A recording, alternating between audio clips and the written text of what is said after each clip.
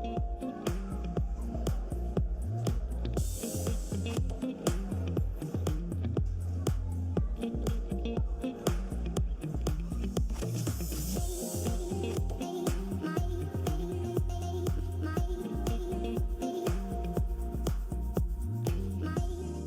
is a red, mine's a blue. Hey everybody, and welcome to episode 17 of the Insiders on Real Estate and Marketing. I'm Sandy Hibbard, your host, and this is my co-host, Mark Miller. How you doing? I'm good. Good. How's it going? Great. Happy Friday. Thank you very much. Yeah. It is a happy Friday. We have a wonderful guest with us today, Mr. Mark Wolfe, who's broker owner of REMAX DFW, a legend in our own town, and he's here with us today to talk about, I'm not sure what Mark's got on the schedule, but probably everything to do with running a brokerage and hiring agents and keeping them intact. So let's get this thing rolling. Cool. You been busy? I've been very busy. Yeah, we had a great month. In fact, we had a record month for last month. So I keep hearing lower inventory, and I don't dispel that, but People keep selling. They keep selling. And then our average income per order is substantially rising as well, because Mark and I were talking earlier, it's just the transactional prices of everything going up. He's kind of crazy. You normally have to try to market toward that, and in this environment, you just sit back and wait for them to go to contract. And it's 40% more than list price. I know. So it's good. Everything's good. But some people are being priced out of their own neighborhoods. They are. Yeah. It's still a very tenuous. It's going to be interesting to see what. It is. There's going to be some things that are going to happen that I think will be interesting. So, yeah. Anyhow, all that being said, I am delighted to have Mark Wolfe join us today. And I'll just give you a few highlights because there's many in his career. He's been doing this for 47 years. So like me, he came out of college as a pup and That's right. at about 22 and started going. So that puts him somewhere around the 70 mark, but he's a little short of that, I think. And he, where we're supposed to be talking about retirement, he's just tearing it up out there. He's a force. Yeah. I have to say that whenever I was working for one of his competitors back a number of years ago. Yes. They were always on our tail. Yeah. We were all, every Monday morning it was like, we've got to beat REMAX DFW, the numbers. And REMAX was always just right there. We were trying to reach that height. Yeah. And this is the man. Well, this is the man. Mark launched this company in 1983, and since then has grown into, he's done two things. He helped the town of Coppell grow with his activity involvement in that. Put it on the map. Put it on the map, and was involved politically as well in city council. He was mayor twice, correct, Mark? That's right. I forgot about that. Coppell. Today, REMAX DFW makes up 5 offices in Coppell, Dallas, Flower Mound, Frisco, and Willow Bend, correct, Mark? Correct. Okay. And then, obviously, it's part of the larger organization of REMAX LLC. Mark, particularly, in his organization, is the 10th largest in the U.S. under the REMAX brand and 19th largest internationally. Correct. So, then REMAX, as the franchisor, is now the largest real estate brand worldwide, 115 countries that they're in. So, again, delighted to have you here. Right off the bat, Mark, I remember I was thinking driving over here of a book long ago that was written by Craig Hall. And it was entitled "News of My Death Has Been Greatly Exaggerated." and not to you, but I do want to go to the REMAX brand, and I want to spend a little bit of a few minutes on that, discussing REMAX and where it has come from, where more recently, and then how you feel about the brand itself, because I still think it's a great brand, as obviously you do. You're deeply invested in it. Sure. Well, thank you. Thanks for having me, by the way, too. I really appreciate that. Some longtime friends here. When I opened up my REMAX office back in 1983, I interviewed all 17 different brands and franchises that were out there at the time, trying to make the right decision. At that time, REMAX only had 2,000 agents nationwide, but I knew that it had a great future, and I knew that that future was because it would bring in top producing agents, and certainly that has been the case today. Today we're in 115 countries, 140,000 agents, but there was a time 3 years, 4 years, 5 years ago when REMAX had somewhat lost its gusto, if you will. We'd gone from private to public. There was some internal battles and all of that. There were a lot of things that were happening. All of the brokers had to put on a happy face and go to their offices and what have you. But when you go through that change, there is that downtime and then there's the uptime. And boy, are we in the uptime now. Things have so dramatically changed over the last 2 years. I absolutely love our people at LLC, our corporate in Denver, all that they're doing. They're so personable. They're younger. I mean, the average age in LLC is probably about 37, 38. And they're creative, they're aggressive, they're bold as to what they're doing. We've never stopped growing in Europe, Asia, all around the world. We did for a period stop growing in the United States, but that has changed over the last year, and the growth is really quite spectacular again. So. You know, the second part of that is, for years back that I can remember, is sort of like when you speak with somebody who was thinking about changing. And they would kind of get in their mind, well, I'm in this environment here. It's a team related. It's a culture that caring people, blah blah blah. And then you get over to if you went to REMAX, you sort of walk in. You're in your space. You did your thing, and because a lot of reason is because those people in that space were very successful. Mm-hmm. So, but I think you feel like that culture has changed a little bit in terms of what you're more of a family type environment within your organization. The culture has dramatically changed. In '83, when I joined, it was exactly that. You walked in, you went into your space, everybody did their work. They were great producers, and they went home.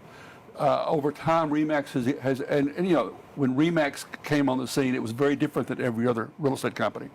Over time, real estate companies, by and large, there's a lot of similarity between them. So it does become what is the culture of that company and what are you trying to achieve? And for us, we still are strong believers of all agents that are in office.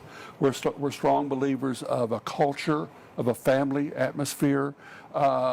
You know, the number of socials that we do, the different things that we try to do, we've got planned the rest of the year now that we've come out of COVID. It's bringing people together because selling real estate is only one facet of your life. I mean, you've got to enjoy what you do, and you need to enjoy the people that are around you. And also you can get support and help from fellow agents when you know them. Right. A lot of these brands that we have out there now, you don't even know who the agents are in your massive company. They're just names on a roster. For us, it's a very personal situation here. Kay and I are 24/7 with our company. Our managers are 24/7 as well. We were out there for them. So is it an environment for only the top producer to come in, or is the perhaps agent that's been a year, 2 years, or 3 years in is looking to elevate their game? Is there an opportunity for them to come in and grow inside of your system? That's a good question. For our company, I don't really speak for our company. I don't really look at or care to have that prima donna at the top who thinks they're God's gift to real estate. Nor do I need the bottom tier agent. I want that middle agent that is very comfortable doing $2.5 million to 20 or more million. I mean, we've got agents do way more than 20 million. But the cream of the crop for us in recruiting is that agent that's only been in the business for a year or 2 years. They're not getting that support because they're in an office of 400 agents. They don't even know who their broker is. Yeah. And they need that support and help. But they've been through enough. They know what they're doing is not right, so let's come in and be trained the right way, and they just take off and excel. Got it. So. I have so seen that in my history of real estate marketing, the clients that I've had. I've had some long-term REMAX clients. I've had clients that are new, that are top producers, and I've seen the different kinds of agents that are out there. You've got the ultra entrepreneur who needs to be at one of those other kind of companies where they can come and go and they have the 100% and they do everything on their own because they have the savvy and the chutzpah to be able to do that. Mm-hmm. But the majority of agents that I've worked with aren't like that.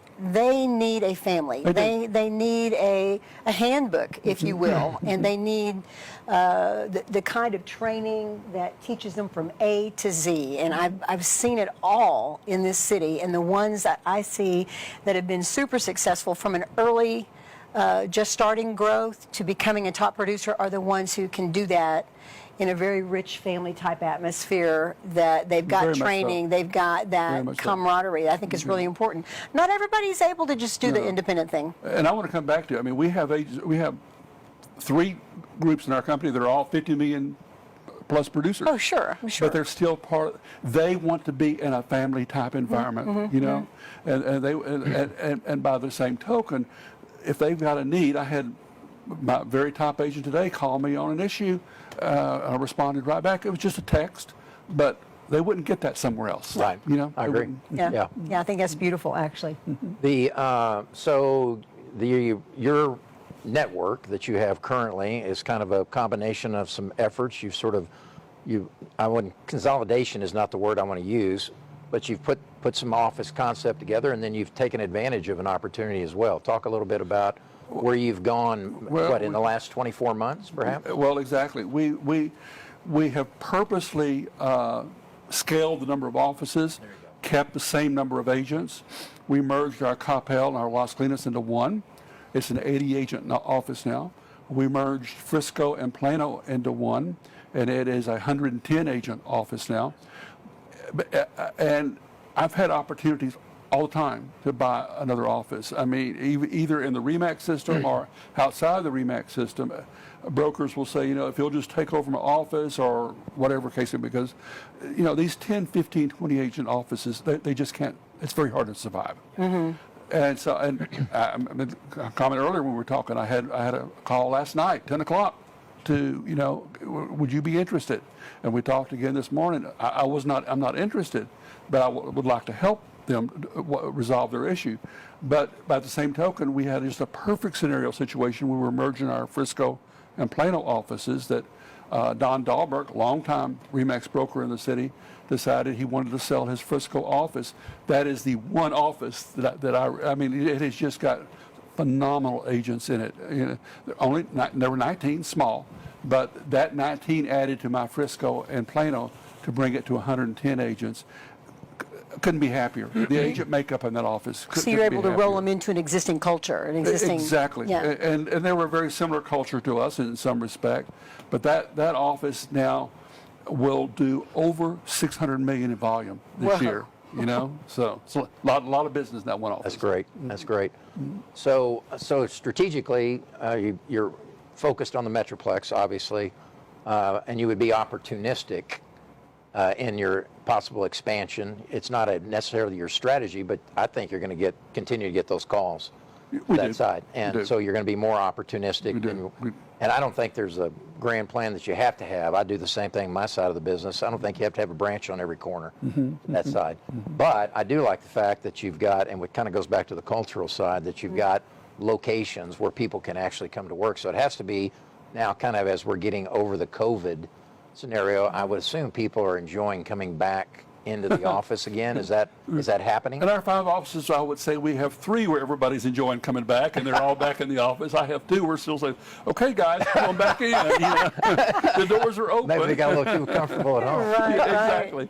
But you know, but having said that, our offices are in strategic locations, addresses that they just want. I had a call this morning from a REMAX agent that's clear on the other side in Ellis County that says, I'm interested in joining your office. So, you know, we have agents that live down in Ellis, Johnson, all over. They can be dispersed anywhere. We do. Yeah. Yeah. Interesting. But I do think it's important to have those localized offices so that you've got representation of Local market experts. local market experts. You know, Frisco's different from Weatherford. Collin County is different from up in Exactly. Waxahachie and that area of Exactly. Dallas. So to be able to meet the needs of the people and to really pull out the expertise of your local agents, I think that those strategically placed offices is a really good idea. Yeah, very much so. So kind of on the operating side of your business, what are some of the challenges that you have of owning a brokerage company, and then sort of with that, kind of parlay that into sort of what do you see yourself as a daily task for you as the broker owner of the firm? What do you kind of task yourself with each day? A day in the life of Mark. Day in the life of Mark.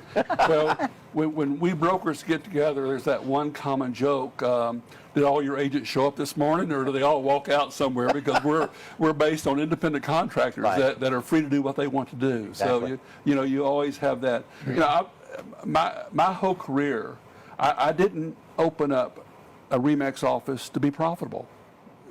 my ancillary services make it profitable, but I opened up an office to be a servant, basically to help and assist agents. That was my dream from the very beginning, and we have maintained that spirit and that attitude in the company, that we are there to serve our agents, bring the best tools and resources, but bring that culture that they enjoy being with their fellow agents, and they like their manager, and they love their support staff, and that type of thing. Agents are free to go anywhere. Yeah. There's 1,700 real estate offices in the Dallas-Fort Worth area. But I'm glad that we have agents that have been with us for years and years and years. We are family. This is home. So, what do you, and so on a daily basis, what do you enjoy doing the most in terms of this real estate space? I love business development. I love recruiting and watching people grow in their respective positions. Mine probably is more watching people grow, in all fairness. We have, up till really the last couple of years, we've never really had to worry about recruiting that much. Of course, the world is changing so drastically in that regard. But I thoroughly enjoy assisting, helping. Agents still, although we have managers, agents still give me a call. I was on vacation last week before last. I thought, will you stop calling me? I want to be able to. We had booked to go into a plantation in Charleston, South Carolina. I sat outside the whole time, assisting agents with their needs, rather than be able to. But I chose that profession. I chose that. That's the broker model I wanted to be. Right. And so, even in our business, I always tell people. I mean, let's say, do you answer calls after 5 o'clock, or are you available on weekends? I'm like, well, of course we are. We're in the business. That's what we do. Me too. You have to make that choice. My clients know that they can get me 24/7. Yep. Yep. Let's talk a little bit about the other brands that have sort of come into the marketplace, specifically to Compass. Let's talk a little bit about Fathom, just some of the different models, if you will, and as you've seen these things rise, and obviously Compass came in and hit in some brokerage companies pretty heavy. We know why, but as you sort of see these models rise up, how do you look at that on a competitive landscape, and what are your thoughts about that? We have so developed our own culture situation that we've never really been affected by the competition that came in. When Compass first came in, we lost 2 or 3 agents, and I lost another agent this last year. And if you want to go, and I'm just be candid here, but if you want to go because you're being bought, and that's important to you, then I guess more power to you. The problem is we have interviewed so many agents, a number of agents, that they can't get out of the contract they're in until they finish that cycle for 5 years or 6 years. And so they didn't realize that going in because it's very fine print in the contract. But it's a good model. I don't understand. Compass is the one I don't understand. They never care to make a profit. They're always going to lose money. So at some point, it's going to be sold, and all the rules will change at that time. But it's very different in our industry to buy every agent that you got. I have a good friend that I had lunch with about a month ago, and he had gone to Compass, and I said, we went down to set the table for lunch. I said, okay, now how much do they pay you? That's immediately what you think, right? With that brand. Fathom is a good model. Fathom has some good people in it. It's not the model that works for my agents, because the type of production my agents do, they would pay more at Fathom than they would at REMAX. But for those modern agents that don't really care to socialize, don't really care to network, don't really care to be connected, and work at home in their pajamas. I'm being facetious here, but that's a problem in our industry right now. That could be a great place to go. Yeah. I know they've got different training and different things like that, but it's just a far cry different than what I want as a company. Right. Right. Mm-hmm. Yeah. I'm hoping that the agents don't come to the closing in their pajamas, but look out. Right to see that. So we're in this environment. now we've got this obviously extreme low inventory. We've got still stable low interest rates.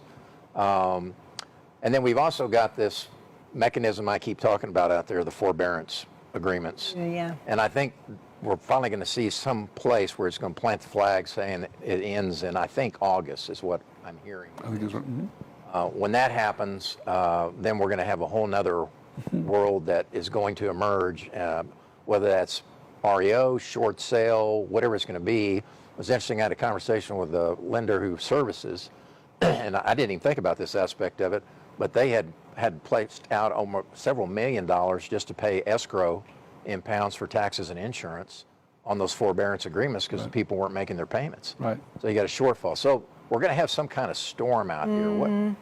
You and I have been in this a long time. We've seen a lot of different cycles. I consider this one to be fairly unique in many respects. What are your thoughts about? Yeah, what I've you think? never seen anything like this in my 47 years. The market, our inventory has been very low, but it's not been that low in the sense homes have been coming on the market. It's just that Netris, North Texas MLS, was up 26% last month and homes sold. Our company was up 94%. We've never seen that increase, never. So you don't have that extra inventory when you're having that many more sales. So your sales just keep, my wife put a home on the market last night. She put it live at 9 o'clock after showing time closed so that she won't get any calls. But it already prepared to meet with the seller Sunday afternoon to go through the offers. It's a great life to go Thursday, Friday, Saturday, Sunday, and so we have that going on. But the issue of the forbearance, I just don't know yet. Our homes have gone up so much in value, if it's real value, they've gone up so much in value that we won't have what we had in 2008 through 10 or back in 1987, 88, where people were bankruptcy and foreclosure and all that, short sales. Demand's too high. Exactly. Yeah. But we are going to have homes that will be going on the market. So we'll just have to wait and see. One of the things that does concern me when I see these contracts, and I talk to people, and you've got, obviously you've got the appraisal addendum, but I'm also hearing, and I'm sure this is true, waiver of inspection. Yes.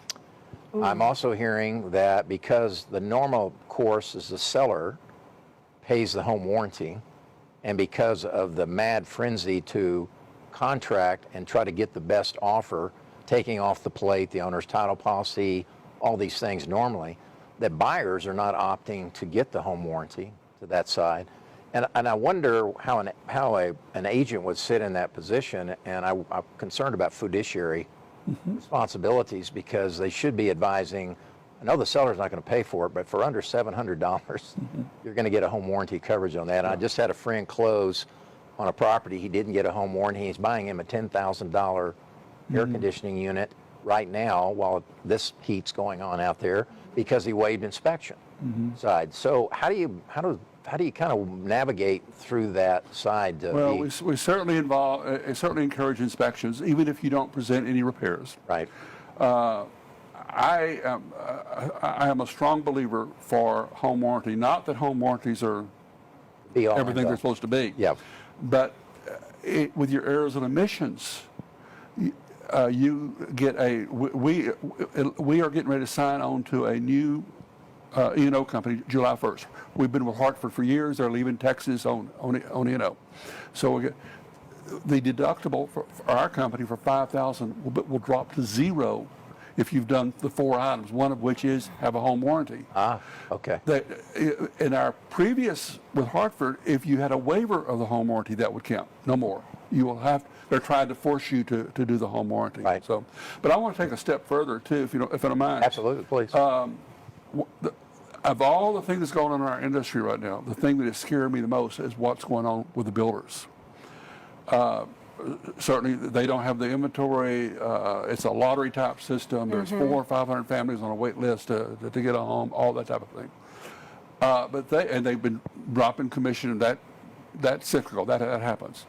But there is a new clause a lot of the builders that have been putting in the DFW market have been putting into their sales contracts called termination for convenience.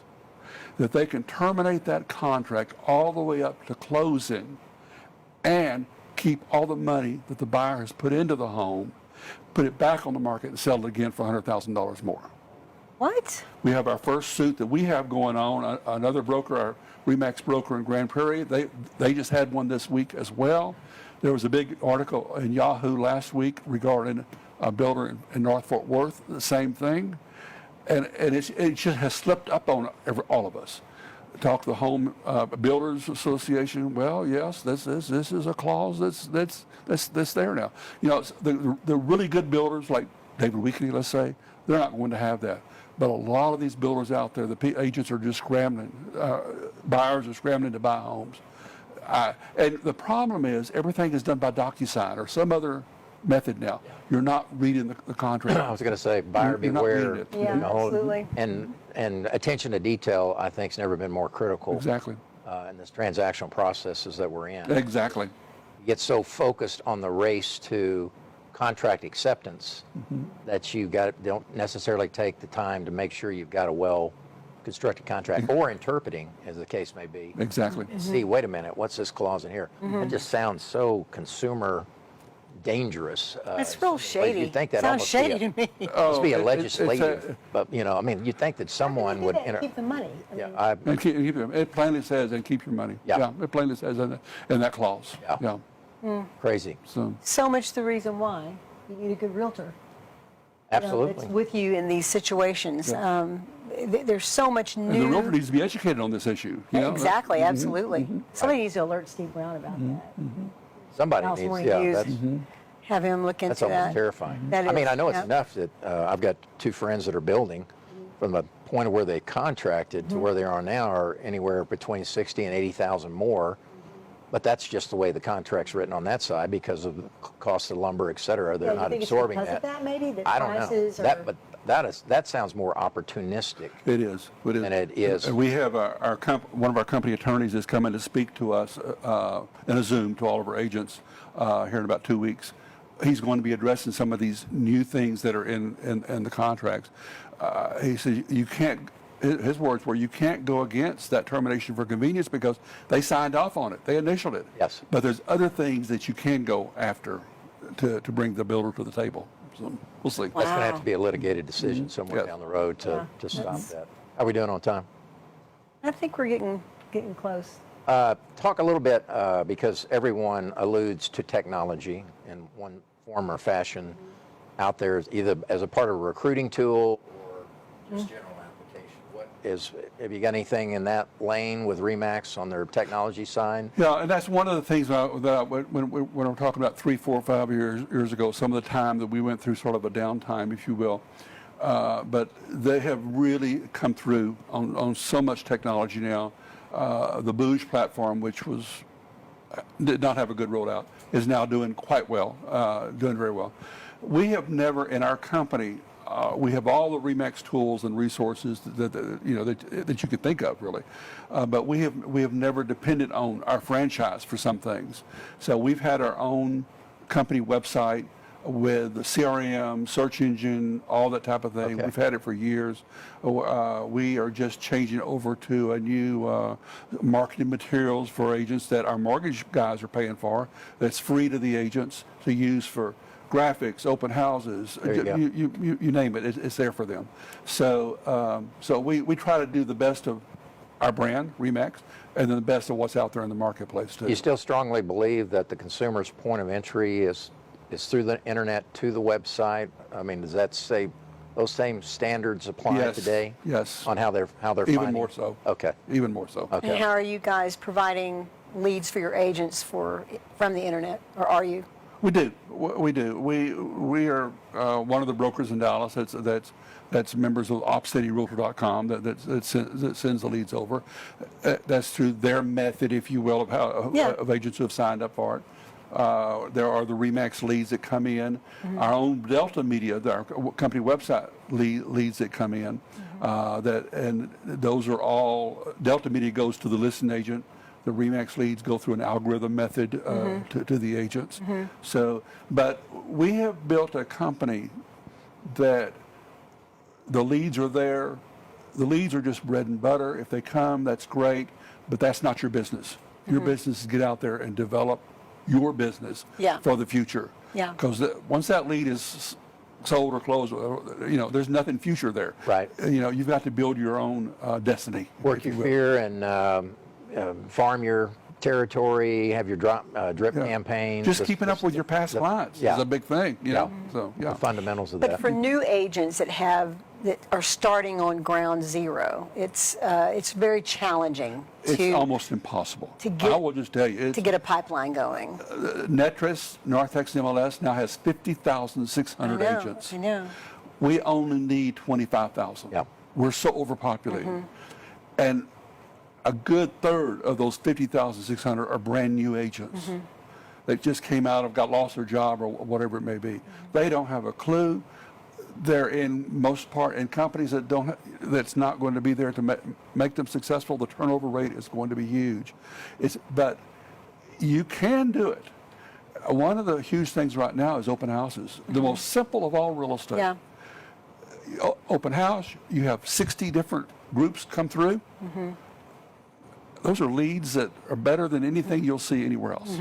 Yeah. But I think that these young, brand new agents would do well at your company. Well, they would do well. They would But do that's well not necessarily your model, though. Yeah, it's not necessarily Yeah, your model. You're right. going after the 1 to 2 year agents, but Right. these brand new babies with the programs and the environment and the culture that you have that nurtures some of those new They agents, should that's what do they well. need.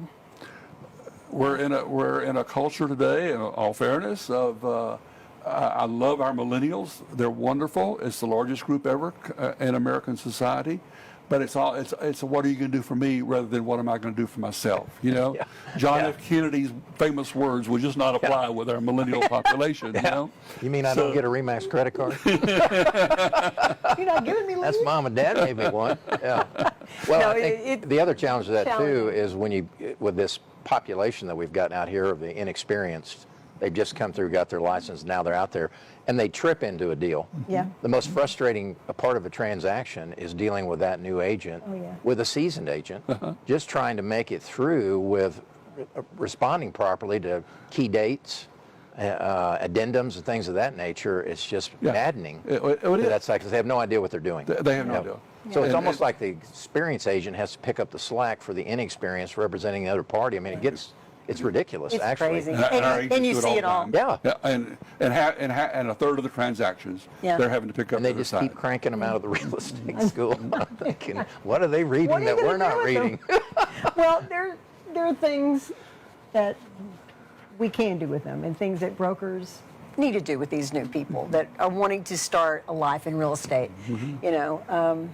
but it's complicated with is. social media now, with Yeah. online advertising, and everybody going that direction and having no money to do farming. It's super challenging, but I would think that they would do well in an area where they can actually get that support if they've got the drive to really grow a business. If they've got the drive. to If they've grow a got the drive. business, yeah. And that's going to be a very small percentage It is. on the whole. It really is, It's probably yeah. still going to be the old 20% rule, Yeah. I bet. It's not even 20% really anymore. Yeah. It really is not. I Yeah. mean, it really isn't. Yeah. Well, guys, let's wrap up. This is so much good information. Yeah, a great dialogue. I always like to ask what your 3 takeaways are, what you would like to just drive home for our viewers and for our marketing purposes. So, Mark, what are your 3 takeaways that you'd like to leave our listeners with today? Well, I think that the first is REMAX is going strong. It's a phenomenal future. I've never been sorry for the decision I made back in 1983. Dallas is blessed. Number 2, Dallas is blessed with some of the very best real estate companies in America. You just name some of the brands, and they're just good people. Yeah. And so there's different models for different folks that work. And so find the model that works for you. And I lament the fact, I guess third would be that our industry is changing, where you buy agents or you just put 400 into an office and hope that 20 of them make. That's not the industry that I came into. And I'm sad that we're at that point in our industry. Hopefully, when the market changes, things settle down, we lose a large number of agents, maybe we get back to some reality in the marketplace. Yeah. Yeah. Good. Thank you, Mark. It's been great to have Thank you. you.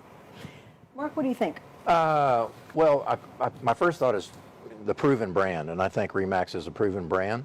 I think the second piece of that is I've always put a great level of importance on the broker support from the transactional side. Yeah, you have. And there's so many things that happen where they need, and the reason Mark gets the calls, or the same reasons that my people would come to me, we've been doing this a long time, we've got the experience. We probably know, if we don't know the immediate solution, we probably have some good instinct to that side. So I think a strong broker in an organization is paramount in my belief to this side.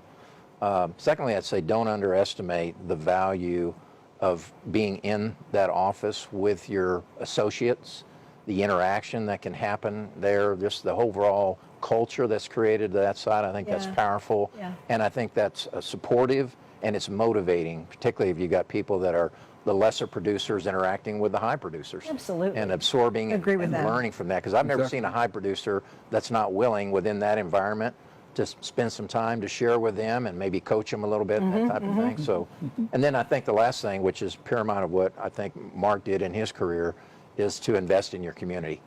If you live in that community and get engaged in that community, maybe you don't choose the political side of it, but choose something to be a part of that community, its growth, its culture, its understanding, nonprofit, drive within your community and all that, but don't just sell real estate, get engaged in your community, and I think the outcome from that will create the transactional side as well, because you'll build relationships as a result of That's it. good. Absolutely. Yeah. Absolutely. So, I think from a marketing standpoint, the first thing I'd like to drive home is new agents, follow the handbook. You know, when you start at a new brokerage, these people care about you, people like Mark. They want to see you be successful. They want to see you grow a business, but they can't do it for you. So take the training, take the knowledge, take that handbook, and follow it to the T. And I guarantee you, you'll have success. If you do what the leadership is telling you to do, you know, making those calls, knocking those doors, nobody wants to do that stuff. But the ones who do are usually the ones that come out, right? Sure, exactly. Second thing is utilize the tools. So if you're at a brokerage, I can't tell you how many agent clients I've had that they have these amazing dashboards available from their broker and they never touch it. Now, that's good for me, right? 'Cause, Right. you know, give me your login, I'll take care of your marketing from that. That's okay. So you can call me about that. But people use the tools that are available. I mean, almost every broker that I've worked with in the Metroplex, the big international and national brokers, they have that dashboard. They're all the same. They have the ability to Exactly. spit out the graphics, to spit out the social media, to do all those things that you need to do. So if you're a new agent, if you're a 1 to 2 year agent, if you're struggling right now because the market's crazy, utilize the tools. Don't sit back and do nothing. And then the last thing is to build that plan. Whether you're with Mark or whether you're with Century 21 or whether you're with Keller Williams, the business is not going to accidentally come to you. You have to go out and make that business happen. You have to look for it and you have to bring it home, and that requires a marketing plan. So all these things, all this stuff that we're talking about with real estate, we wouldn't have these sales. We wouldn't have the title policies. We wouldn't have the brokerages if people weren't selling houses. And I agree. Today it's more different than any other time I've seen in my life as to how you get that lead, how you get that sale. But it still requires you to get out and shake hands and be the people person and network. You can't leave that out. Don't throw that baby out with the bathwater, Yep. for sure. Yep. So anyway, that's my 3 takeaways. awesome. This has been a great show, guys. If you've missed any of our episodes, you can go to theinsiderspodcast.com and see all of them there. We hope that you have a super summer. We'll see you next month. Ciao, everybody. Ciao.